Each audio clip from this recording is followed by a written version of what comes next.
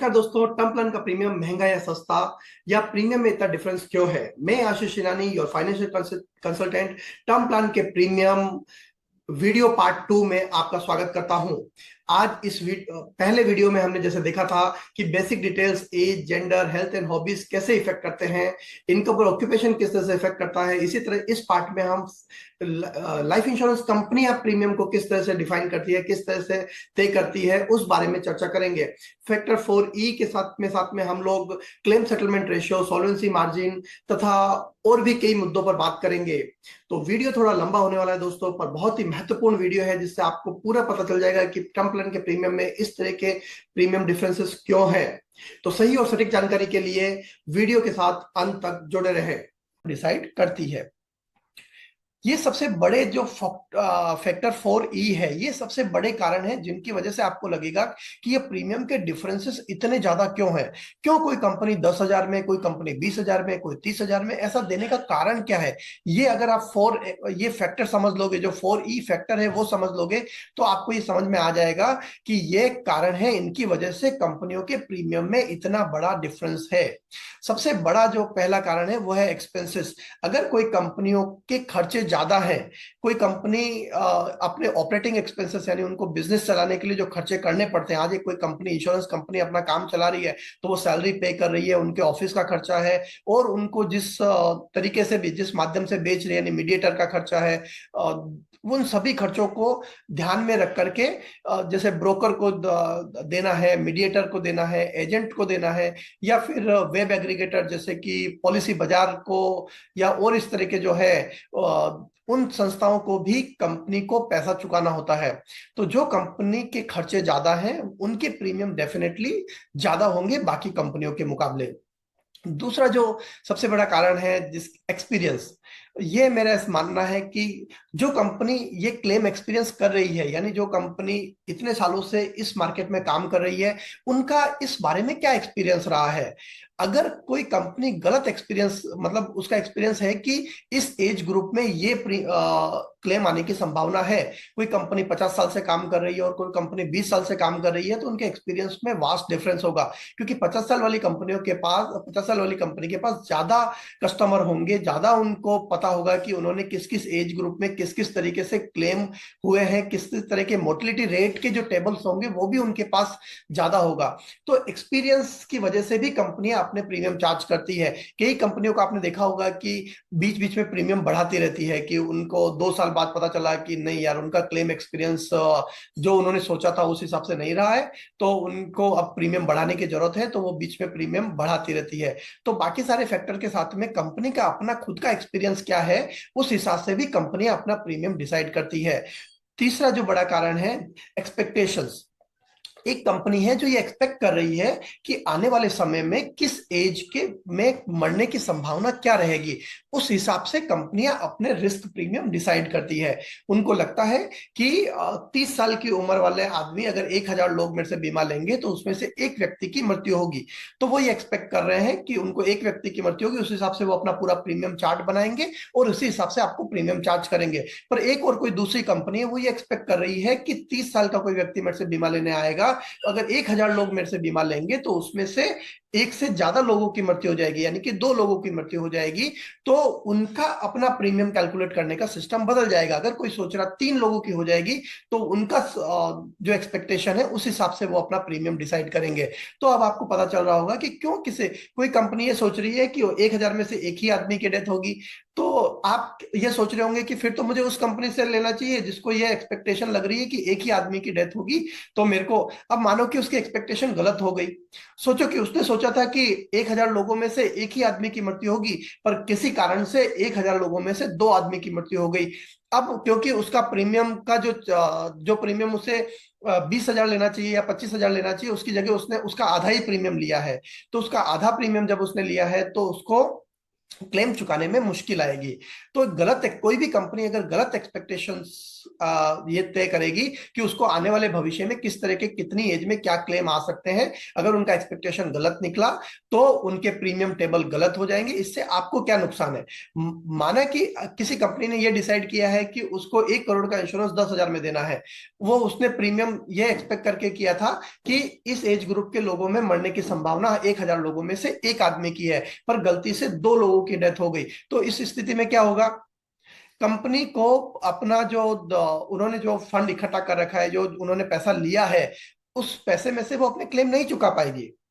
जब वो अपने क्लेम नहीं चुका पाएगी तो एंड ऑफ द डे जो होगा वो होगा बैंकरप्सी, या कंपनी इंसॉल्वेंट हो सकती है। आज हमको जो कंपनी बहुत स्ट्रांग लग रही है, जो कंपनी बेस्ट लग रही है, अगर उसने गलत अनुमान लगा लिया, वो कंपनी कोई भी हो सकती है, उस वो आज अपने को कितनी भी बड़ी लग रही हो, पर उसकी एक्सपेक्टेशन उसने अगर गलत लगाई है, अगर उसने ये सोचा है कि उसका प्रीमियम राइट है और उसने गलत एक्सपेक्टेशन लगा लिया है, आपने गलत एक्सपेक्टेशन की वजह से आप देखोगे तो फॉरेन कंट्रीज में बहुत सारी कंपनियां बैंकरप्ट हो गई है। इंश्योरेंस फील्ड में ही बहुत सारी कंपनियां, अगर आप सिर्फ गूगल में जाके ये चेक करोगे कि इंश्योरेंस कंपनीज बैंकरप्सी, तो आपको दिखेंगे कि बहुत सारी एग्जीक्यूटिव कंपनी इसमें सबसे बड़ा एग्जांपल है, जो जिन्होंने गलत एक्सपेक्टेशन लगाया कि क्या हो सकता है मरने की संभावना, उसमें उन्होंने कम प्रीमियम चार्ज किए और बाद में जब उनको हुआ तो उन्हें अपनी कंपनी ही बंद करनी पड़ी। ऐसे बहुत सारे एग्जाम्पल है। आपको एक और एग्जाम्पल याद आ रहा होगा एआईजी का,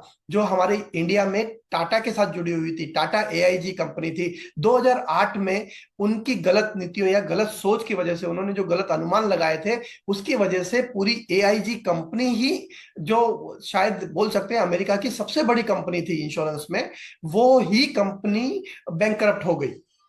और बाद में टाटा ने किसी दूसरे के साथ यहाँ पे अलाइन किया और आज टाटा एआईए नाम से कंपनी चल रही है। मेरा किसी कंपनी का नाम लेने का ये पर्पस नहीं है, मैं सिर्फ आपको समझाना चाहता हूँ कि किसी ने अगर गलत एक्सपेक्टेशन किया है तो उनको आगे जाके क्लेम चुकाने में दिक्कतें आ सकती है और ऐसी कंपनियों को आगे चल के मुसीबत हो सकती है। तीसरा जो है, चौथा जो कारण है वो है एक्सक्लूजन इन इंश्योरेंस। जो इंश्योरेंस कंपनियां हैं, आप सोलो एक्सक्लूजन्स क्या होता है? अगर डेथ हो गई तो क्लेम चुकाना ही है कि सब कंपनियों को? नहीं, ऐसा नहीं होता है। सभी कंपनियां अपने एक्सक्लूजन्स डिसाइड करती है कि किस प्रकार की डेथ होगी तो वो क्लेम नहीं चुकाएगी। उनका उन्होंने ये तय किया होता है कि मेरे अगर कोई नेचुरल डिजास्टर हुआ तो मैं क्लेम नहीं कंपनी क्लेम नहीं चुकाएगी। अगर इस तरह की कोई सुसाइड हुआ इस केस में तो हम क्लेम नहीं चुकाएंगे। या और भी बहुत तरह के एक्सक्लूजन्स होते हैं। ड्रिंकिंग ड्राइव किया तो क्लेम नहीं चुकाया जाएगा, विदाउट ड्राइविंग लाइसेंस ड्राइव किया तो क्लेम नहीं चुकाया जाएगा, और भी बहुत सारे कारण हो सकते हैं। मैं सिर्फ आपको एग्जांपल दे रहा हूं। आप एक्सक्लूजन्स की कभी अगर हमें टाइम मिला तो हम एक सेपरेट वीडियो बनाएंगे कितने तरह के एक्सक्लूजन्स हैं इंश्योरेंस कंपनीज में। तो अब आप समझ गए होंगे कि ये 4 मुख्य कारण है जिसकी वजह से कंपनियों के प्रीमियम में इतना बड़ा डिफरेंस है।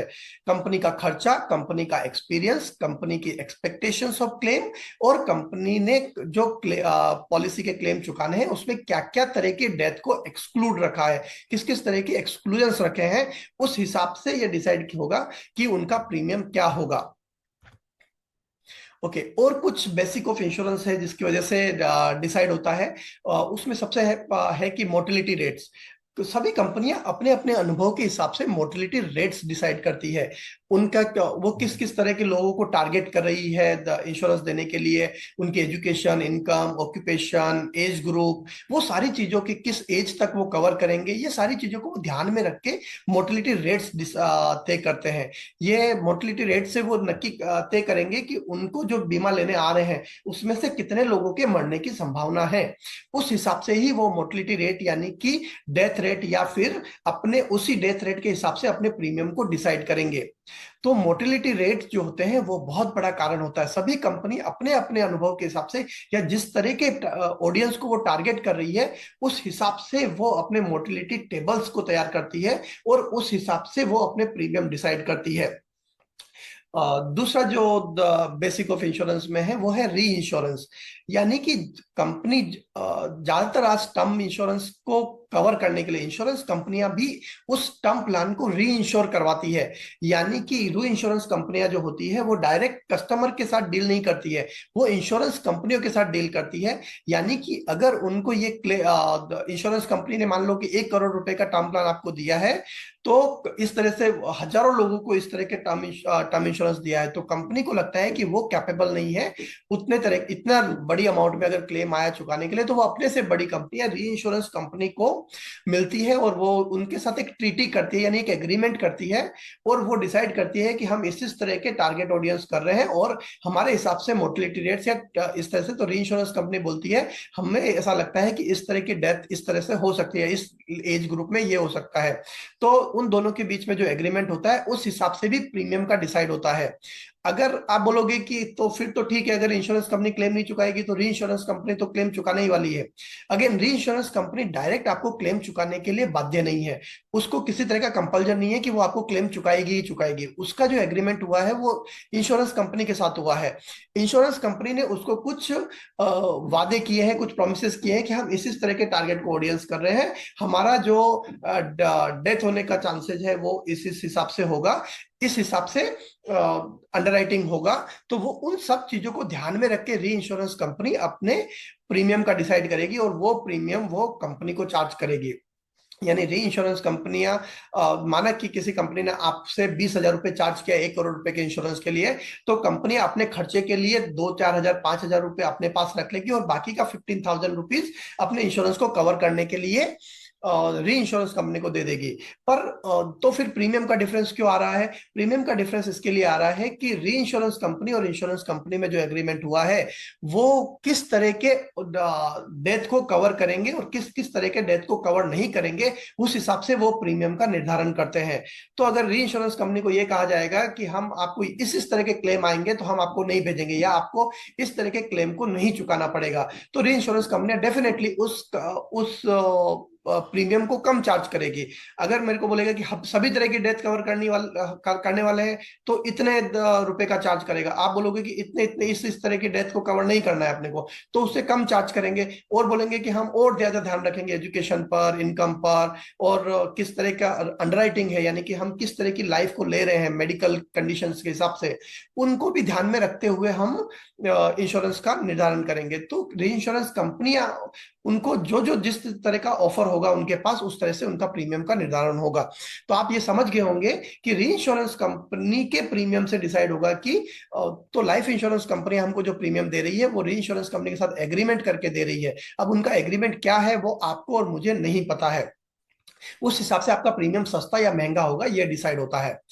तीसरा जो कारण है वो है सॉल्वेंसी मार्जिन, यानी कि सभी कंपनियों को भी आईआरडीए ने जो रेगुलेटर है, यानी कि सभी इंश्योरेंस कंपनियों को जो चला रहा है वो रेगुलेटर है, वो उसने कहा है कि आपको जितने क्लेम आने की संभावनाएं हैं उस हिसाब से आपको एक फंड साइड में रखना पड़ेगा। यानी कि कोई बोलता है कि मैं इस तरह के टारगेट को ऑडियंस को टारगेट कर रहा हूं, इस तरह के लोगों को कवर देना चाहता हूं, और मेरे हिसाब से मेरी इस साल क्लेम आने की संभावना 2 करोड़ रुपए का है या 5 करोड़ रुपए का है, तो आईआरडी ने बोला है कि आपको उसका 1.5%, यानी आपकी उम्मीद है कि आपको 5 करोड़ के क्लेम आएंगे, तो आपको 5 करोड़ का 150% मिनिमम, यानी कि 7.5 करोड़ रुपए साइड में क्लेम चुकाने के लिए रखना पड़ेगा, ताकि कभी भी क्लेम आ जाए तो आप चुका सको, कंपनी को किसी तरह की तकलीफ ना आए। तो जो कंपनी अपना सॉल्वेंसी मार्जिन जिस तरह का रखेगी उस हिसाब से, तो अभी आप ये मान लो कि सॉल्वेंसी मार्जिन अगर किसी ने रखा है तो सभी कंपनियों को रखना कंपलसरी है, तो आप ये मान लो कि जिससे का ज्यादा सॉल्वेंसी मार्जिन उसकी क्लेम चुकाने की संभावना ज्यादा। हाँ, कुछ स्टेज पर आप ये बोल सकते हो कि हाँ, इंस्टेंट जो क्लेम आएंगे ये 1 साल में 2 साल में, उन लोगों को क्लेम चुकाने के लिए तो उसकी संभावना सबसे ज्यादा है। पर अगर उन्होंने गलत एक्सपेक्ट किया, उन्होंने जो एक्सपेक्टेशन रखी थी वही गलत रखी कि कितने लोगों का क्लेम आएगा, अगर उन्होंने सोचा था कि 5 करोड़ के क्लेम आए, उन्होंने उसके लिए 7.5 करोड़ रुपए साइड में रख दिए 150% के हिसाब से, पर जो वास्तव में क्लेम आए वो 3 करोड़ के आ गए। उन्होंने सोचा था 1 आदमी की डेथ होगी पर 3 आदमी की डेथ हो गई, तो उनका सॉल्वेंसी मार्जिन ही पूरा जिस बेस पे उन्होंने रखा, उन्होंने एक्सपेक्ट किया वही गलत है। तो इस स्थिति में भी कंपनियां आपकी क्लेम नहीं चुका पाएगी और उनकी स्थिति थोड़ी डिफर होगी, उनको सोचना पड़ेगा कि उन्हें क्या करना है क्या नहीं करना है। चौथा जो तरीका है जिसकी वजह से इंश्योरेंस के प्रीमियम डिसाइड होते हैं वो है क्लेम सेटलमेंट। यानी कि कंपनियां अपने क्लेम सेटलमेंट की क्या प्रैक्टिस रखती है, उस हिसाब से कंपनियां के प्रीमियम डिसाइड होते हैं। कंपनी ये सोचती है कि उनके 10 लोगों के क्लेम आएंगे, ठीक है, पर 10 लोगों के 8 लोगों के क्लेम आए तब तक कंपनी को बहुत अच्छा है कि 8 ही लोगों के क्लेम आए। उन्होंने सोचा था 10 लोगों के क्लेम आएंगे, 8 ही लोगों की डेथ हुई उनके जो पूल है उसमें से, पर किसी कारण से वो 10 हो गया तो उनको लगेगा ठीक है हमने जो सोचा था उतना हो गया। पर किसी कारण से वो 12 या 15 हो गया, ऐसी स्थिति में कंपनियां क्या करेगी? कंपनी ये सोचेगी कि उसने सोचा था 10 और क्लेम आए हैं 15, तो अब उनको ये कुछ करना पड़ेगा इस तरीके से कि अगर कंपनी को बचाना है तो वो 10 ही क्लेम चुकाए, तो बाकी 5 क्लेम के साथ क्या होगा? 5 क्लेम को किसी तरीके से रेपुडिएट किया जाए। अगर कंपनी ने गलत अनुमान लगाया है और 10 की जगह 15 क्लेम आ गए हैं, तो कंपनी को अगर कंटिन्यू करना है तो उसे किसी न किसी तरीके से 5 क्लेम को रेपुडिएट करना पड़ेगा। वो तरीका क्या हो सकता है, वो कंपनी अपने हिसाब से डिसाइड करेगी कि क्या क्या लेवल पे उनको क्लेम नहीं देना पड़े या क्लेम ना चुकाना पड़े, ऐसा वो कुछ डिसाइड करेंगे। इस हिसाब से वो अपने प्रीमियम डिसाइड करते हैं। यानी जिस कंपनी की जो क्लेम सेटलमेंट की प्रैक्टिस होगी उस हिसाब से वो अपने प्रीमियम भी डिसाइड करेंगे।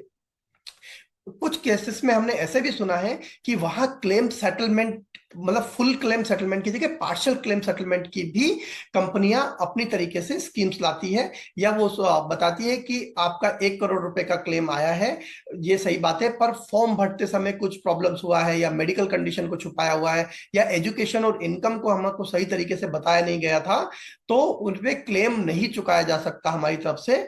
पर हम, क्योंकि आपने कुछ प्रीमियम पे किया है हमें, तो हम आपके प्रीमियम को रिफंड कर देते हैं। तो कुछ केसेस में प्रीमियम रिफंड हो जाता है, उसको भी ऐसा माना जाता है कि क्लेम सेटल कर दिया गया है। हम कई बार क्लेम सेटलमेंट रेशियो देख के ये समझ लेते हैं कि जिन कंपनियों का क्लेम सेटलमेंट रेशियो अच्छा है वो कंपनी मतलब बेस्ट है, वो सभी क्लेम चुका रही है। नहीं, क्लेम सेटलमेंट देख के आप ये तय नहीं करते कि सभी कंपनियां 100% क्लेम चुका रही है। यानी कोई कंपनी बोलती है कि उनका क्लेम सेटलमेंट 99% है, यानी वो 100 लोग आते हैं उनको 99 को पूरा क्लेम चुका देती है। नहीं, ऐसा नहीं है।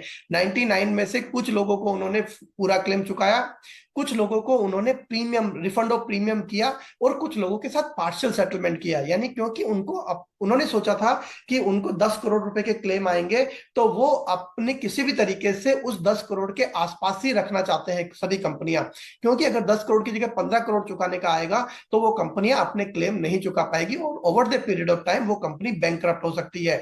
तो वो पहला तरीका जो ढूंढेगी कंपनी अपने आप को सर्वाइव करने के लिए, वो ढूंढेगी कि क्लेम्स को कैसे रेपुडिएट किया जाए, या रिफंड ऑफ प्रीमियम किया जाए, या वो क्लेम को पार्शियल सेटलमेंट किया जाए। तो जब भी रिफंड ऑफ प्रीमियम होगा, पार्शियल सेटलमेंट होगा या फुल सेटलमेंट होगा, इन तीनों केसेस में कंपनी ये बोलेगी कि उन्होंने पूरी पूरी तरीके से क्लेम को सेटल कर दिया है। तो आपको जो लग रहा है कि किसी कंपनी ने 100 लोग आए उनको 99% लोगों को क्लेम चुका दिया, उसमें से ऐसा हो सकता है कि 60% लोगों को फुली क्लेम चुकाया गया हो सकता है कि उसमें से 25% लोगों को पार्शियल क्लेम सेटलमेंट किया और हो सकता है कि 5 लोगों को उसमें से आप किसी और तरीके से उन्होंने रिफंड ऑफ प्रीमियम करके क्लेम चुकाया हो। इन सभी केसेस को भी, इन सब कारण की वजह से भी इंश्योरेंस कंपनी अपना प्रीमियम डिसाइड करती है। तो वो ये सब जिस तरह की प्रैक्टिस करेगी उस तरीके से उनका प्रीमियम डिसाइड होगा। तो अब आप समझ रहे होंगे कि कोई कंपनी का प्रीमियम 20,000 है, किसी कंपनी का 30,000 है, किसी कंपनी का 10,000 है। तो ये सारे कारण है उसके जो बिहाइंड द बार, यानी कि जो दीवार के पीछे के जो कारण है जो आपको नहीं दिखाई देते। आपको सिर्फ ये दिखाई देता है कि 1 करोड़ का कंपनी मुझे 10,000 रुपए में दे रही है, एक कंपनी मुझे 20,000 में दे रही है, तो 10,000 वाली कंपनी बेस्ट है, 20,000 वाली कंपनी गलत है। मैं बोल रहा हूं कि 10,000 वाली कंपनी भी गलत नहीं है, 20,000 वाली कंपनी गलत नहीं है। उन्होंने जो अपना प्रीमियम डिसाइड करने के जो फॉर्मूले डिसाइड किए, उस हिसाब से उन्होंने सोचा है कि उनका 10,000 है, उनका 20,000 है। आगे भविष्य में क्या होगा, किस तरह के क्लेम चुकाने पड़ेंगे उनको, क्या होगा, वो आगे ही पता चल पाएगा। जो कंपनी हो सकता है आज की तारीख में सबसे बेस्ट कंपनी हो, आपको लग रहा हो कि ये सबसे बढ़िया कंपनी है आज की तारीख में, हो सकता है 5 साल बाद वो कंपनी ही ना रहे, या वो कंपनी गलत साबित हो जाए, आपकी एक्सपेक्टेशन पे वो खरी ना उतर सके, या लोगों की एक्सपेक्टेशन पे वो खरी नहीं उतर सके। यानी हर सस्ती चीज अच्छी है ऐसा कहना भी मुश्किल है, और हर महंगी चीज परफेक्ट है। पर महंगे में हम ये तय कर सकते हैं कि अगर किसी कंपनी का प्रीमियम ज्यादा चार्ज कर रहे हैं तो वो ये सोच रहे हैं कि उनका एक्सपीरियंस, क्लेम एक्सपीरियंस, उनका क्लेम एक्सपेक्टेशंस लेवल, या उनका क्लेम सेटलमेंट का जो सिस्टम है या जो प्रैक्टिस करते हैं वो क्लेम सेटलमेंट सेटलमेंट में शायद थोड़ी ज्यादा फेयर रखा है, उन्होंने थोड़ा ज्यादा लिबरल रहे होंगे, इसीलिए उन्होंने वो कंपनियों ने अपने प्रीमियम को थोड़ा ज्यादा रखा है। तो जो कंपनियां ज्यादा रख रही है उनको आप ये मत मानिए कि उनके प्रीमियम ज्यादा है और वो गलत तरीके से इंश्योरेंस को बेच रहे हैं, यानी ज्यादा प्रॉफिट कमाने के लिए बेच रहे हैं। नहीं, उन्होंने ये एक्सपेक्ट किया कि क्लेम ज्यादा आ सकते हैं, उन्होंने ये एक्सपेक्ट किया कि वो क्लेम चुकाने में थोड़े लिबरल रहेंगे, यानी वो क्लेम ज्यादा क्लेम आएंगे तो भी उनको चुकाने में हम हमेशा फुल्ली क्लेम सेटलमेंट की तरफ जाएंगे, कभी भी पार्शियल सेटलमेंट या गलत तरीके से क्लेम को रेपुटेट करने की कोशिश नहीं करेंगे।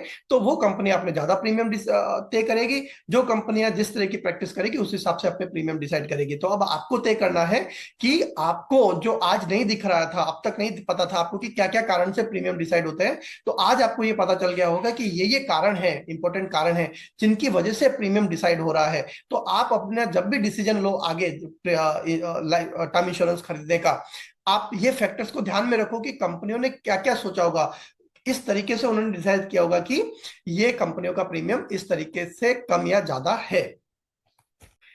अभी के लिए मैं आपको इतना ही कहूंगा कि अगर आपको life insurance, financial planning, retirement planning, बच्चों के एजुकेशन या किसी और रिगार्डिंग, इन्वेस्टमेंट के रिगार्डिंग आपको किसी भी तरह की जानकारियां चाहिए, आपको किसी भी तरह की इंफॉर्मेशन की जरूरत है, आप हमें दिए गए नंबर पर संपर्क कर सकते हैं। आप को हम कोशिश करेंगे, अगर आपकी किसी भी तरह की कोई पॉलिसीज है, एलआईसी पॉलिसीज है, उनके भी आपको सर्विसेज की जरूरत है, तब भी आप हमें संपर्क कर सकते हैं। आप दिए गए नंबर पर संपर्क करेंगे तो हमारी टीम आपका पूरा सहयोग करेगी और आपको हम कोशिश करेंगे कि आपको पूरा पूरा सेटिस्फेक्शन मिले आपकी सर्विसेज के रिगार्डिंग, या आपको किसी भी इंफॉर्मेशन चाहिए उस रिगार्डिंग आपको पूरा पूरा सेटिस्फेक्शन मिले। अगर आपको ये वीडियो अच्छा लगा हो तो प्लीज ये वीडियो को लाइक कीजिएगा। अगर आप चाहते हो कि ये इंफॉर्मेशन बहुत अच्छी है और ज्यादा से ज्यादा लोगों तक पहुंचनी चाहिए तो आप प्लीज इस वीडियो को शेयर कीजिएगा। अगर आपको लगता है कि आपको इस तरह के बहुत सारे वीडियो जो आगे आने वाले हैं मेरे रेगुलर टाइम पर मिलते रहे, तो जरूर से इस वीडियो को सब्सक्राइब कीजिएगा। धन्यवाद दोस्तों, धन्यवाद। अभी के लिए मैं आपको इतना ही कहूंगा कि अगर आपको life insurance, financial planning, retirement planning, बच्चों के एजुकेशन या किसी और रिगार्डिंग, इन्वेस्टमेंट के रिगार्डिंग आपको किसी भी तरह की जानकारियां चाहिए, आपको किसी भी तरह की इंफॉर्मेशन की जरूरत है, आप हमें दिए गए नंबर पर संपर्क कर सकते हैं। आप को हम कोशिश करेंगे, अगर आपकी किसी भी तरह की कोई पॉलिसीज है, एलआईसी पॉलिसीज है, उनके भी आपको सर्विसेज की जरूरत है, तब भी आप हमें संपर्क कर सकते हैं। आप दिए गए नंबर पर संपर्क करेंगे तो हमारी टीम आपका पूरा सहयोग करेगी और आपको हम कोशिश करेंगे कि आपको पूरा पूरा सेटिस्फेक्शन मिले आपकी सर्विसेज के रिगार्डिंग, या आपको किसी भी इंफॉर्मेशन चाहिए उस रिगार्डिंग आपको पूरा पूरा सेटिस्फेक्शन मिले। अगर आपको ये वीडियो अच्छा लगा हो तो प्लीज ये वीडियो को लाइक कीजिएगा। अगर आप चाहते हो कि ये इंफॉर्मेशन बहुत अच्छी है और ज्यादा से ज्यादा लोगों तक पहुंचनी चाहिए तो आप प्लीज इस वीडियो को शेयर कीजिएगा। अगर आपको लगता है कि आपको इस तरह के बहुत सारे वीडियो जो आगे आने वाले हैं मेरे रेगुलर टाइम पर मिलते रहे, तो जरूर से इस वीडियो को सब्सक्राइब कीजिएगा। धन्यवाद दोस्तों, धन्यवाद।